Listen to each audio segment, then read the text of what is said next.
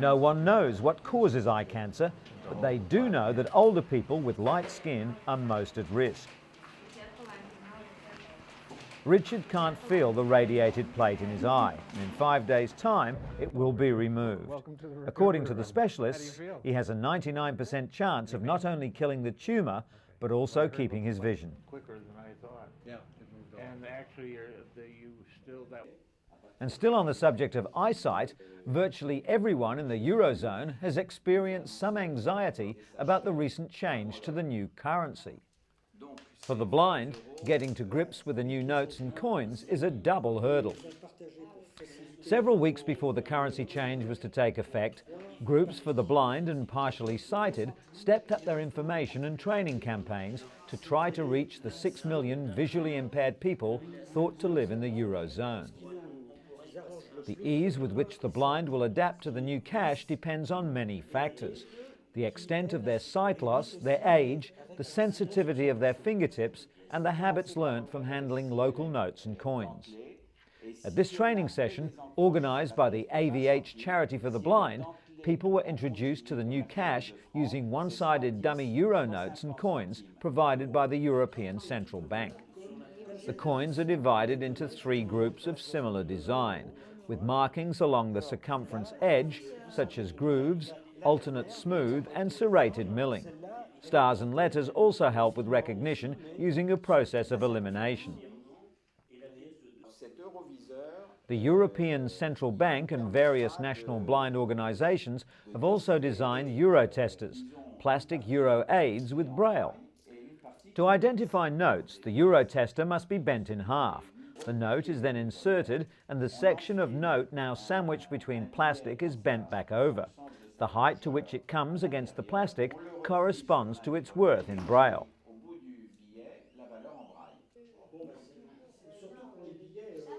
Coins, on the other hand, are inserted into a narrowing groove. Their corresponding value is marked in braille at the point where they come to a stop. The notes are all different colours. They use large print for the denomination, and the position of the metal foil also differs. The European Blind Union also advises the use of wallets with several sections for notes and coins as an invaluable tool for blind people. This should reduce the initial confusion until people have had a chance to get used to the new currency.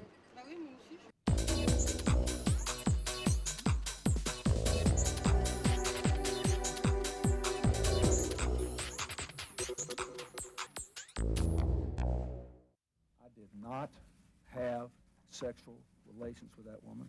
Lies. Miss Lewinsky. Sometimes they can take months of investigation and millions of dollars to uncover. But cutting-edge technology from the Mayo Clinic may finally take the mystery out of deceit. According to doctors, when someone lies, there's a sudden warming around the eyes. The new device detects these altered heat patterns using high-definition thermal imaging equipment, which picks up on the subtle metabolic changes that can occur instantaneously.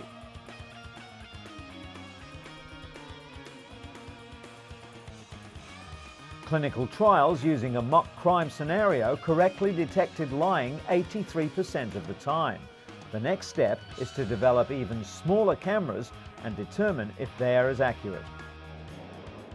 Scientists at the Mayo Clinic believe that in time, their lie detector will have many practical applications in the security and law enforcement industry, such as at airports and border checkpoints. In theory, blood should rush to the eye area of liars like mini uncontrollable hot flushes, while the innocent remain coolly and calmly unaffected. The system was first used to examine metabolic rate, but suddenly researchers realized that it was so sensitive it could detect fearfulness. As soon as that was confirmed, they decided to see if it could detect lying as well. Experiments in which 20 people were randomly asked to stab a mannequin, rob it of $20 and then profess their innocence showed the technique to be as effective as any existing polygraph test. The thermal camera correctly identified 90% of the true innocence. While polygraph tests have long been considered too slow and cumbersome to be used for airport security, thermal imaging cameras might be a practical and reliable alternative. New technology has also come to the aid of cystic fibrosis sufferers who've been unable until now to travel far from home. CF patients like Kristen McFall are using a new medical device to fight the deadly disease. She's now able to live by herself and not depend on others for treatment. The airway clearing device is called the vest, and it helps clean the lungs of excess mucus by oscillating the chest wall repeatedly. Melody Green has had 2 double lung transplants. Unlike most transplant patients, she underwent daily chest physiotherapy to keep her lungs functional, but with the vest, it was no longer necessary. Of all the lungs donated each year, only 12% have actually been usable, but the vest was modified recently to ensure the organs were kept in optimal condition even before transplantation, and that means that more lungs will be available for patients like Melody. And an English company is offering drowsy drivers a quick fix solution to keep them alert and safe on the roads. The British Oxygen Company claims that a blast of oxygen is enough to wake the body. A driver simply pulls over for a moment and with the canister provided sprays some pure oxygen into their lungs. According to AAA, drowsy driving is to blame for 100,000 serious crashes and up to 2,000 deaths every year in the US. Oxygen does provide the body with energy, but no study has shown that it can keep a tired driver alert. Robert Sinclair from the American Automobile Association believes there's no alternative to sleep. It only takes a second or two of what's called microsleep to spin off the road. Despite the warnings, the oxygen canister will soon be on sale at a cost of $5 a can.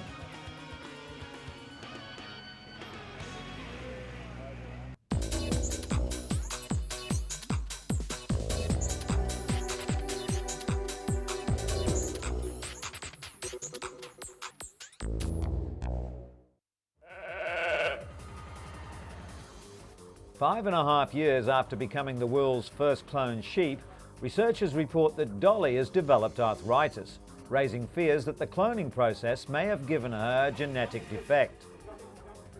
According to Professor Ian Wilmot of Scotland's Roslin Institute, Dolly developed arthritis in her left hind leg at an unusually young age. In 1996, Dolly was cloned from a cell taken from an adult animal. Some scientists speculate that because Dolly was cloned using genetic material from a 6-year-old ewe, her genetic age might be closer to 11. Many animal rights advocates condemn cloning. They believe it's dangerous and unethical, regardless of the methodology.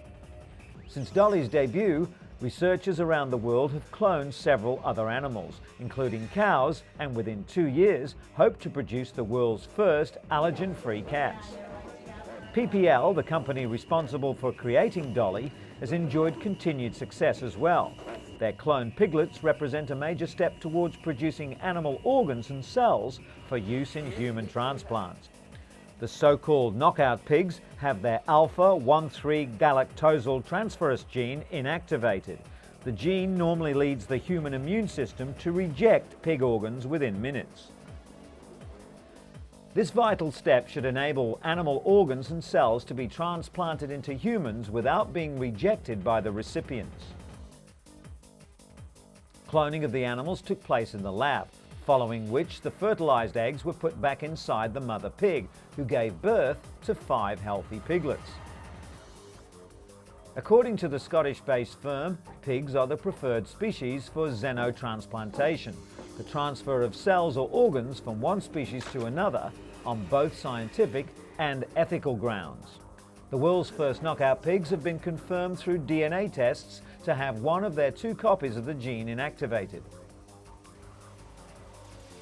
The potential benefit they offer is immeasurable, as countless patients who would have died while waiting for human organs to become available can now be saved. In related news, US President George W. Bush reiterated that human life should not be destroyed for the purpose of embryonic stem cell research, after hearing that scientists in Massachusetts created the first cloned human embryos.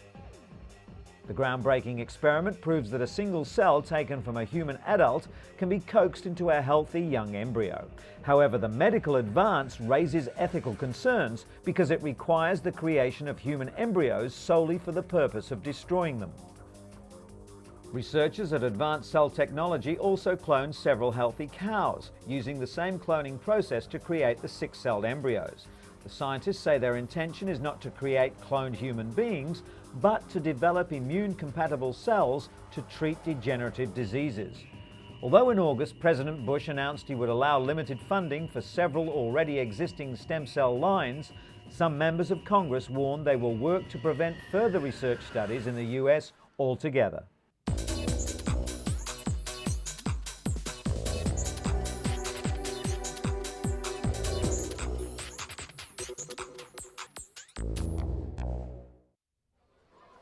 Slums are a normal part of city life in much of Africa.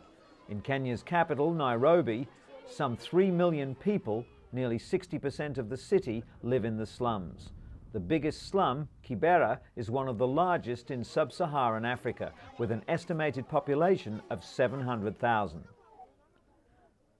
Lack of drainage or any proper sewer system creates numerous sanitation problems. Almost all toilets are pit latrines, not much more than a hole in the ground, used by as many as 10,000 people.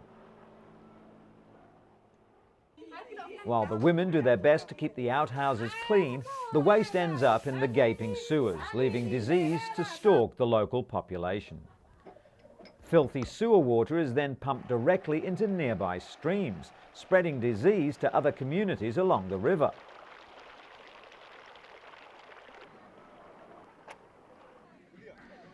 But the flying doctors from the African Medical and Research Foundation, or AMREF, have come to save the situation through an intensive health campaign aimed at improving the water and sanitation in the slums. A marathon race organised by AMREF, which attracted nearly 200 runners, many armed with toilet brushes, was run through the city streets in the Kenyan capital in aid of collecting money to build good, clean toilets for the slum dwellers.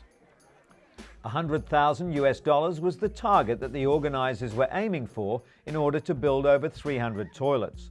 Currently, there's one toilet for every 10,000 people, so the additional facilities will come as quite a relief.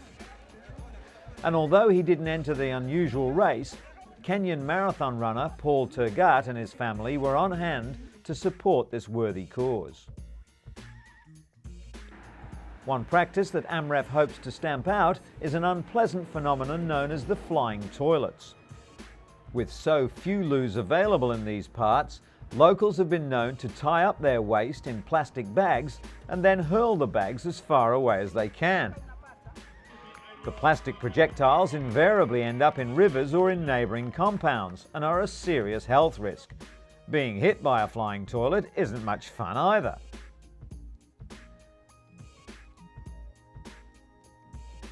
Race winner 20-year-old John Cutio told the crowd that he too comes from Kibera and will benefit as much as anyone from the day's event.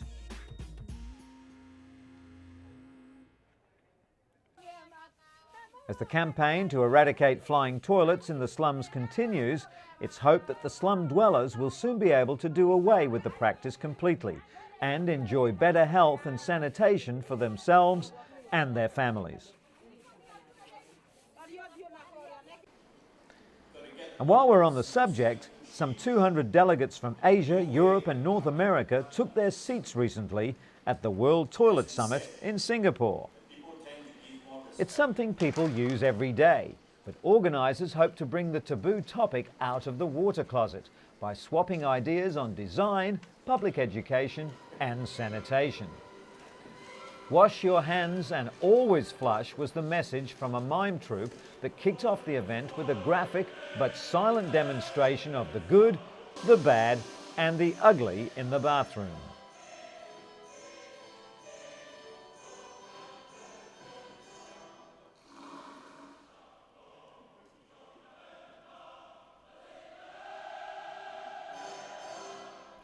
Singapore is already at the forefront of enforcing toilet etiquette with fines for not flushing and automatic devices that sense when to send the water surging. This woman's urinal from the Netherlands is contact-free. The user simply hovers over it without touching the bowl. Other exhibits included spa baths, basins, drains and bathroom fittings. While luxury items were a feature of the show, delegates were also reminded that according to World Health Organization estimates, 40% of the world's population still don't have access to adequate sanitation, leading to the spread of disease and 2 million deaths a year.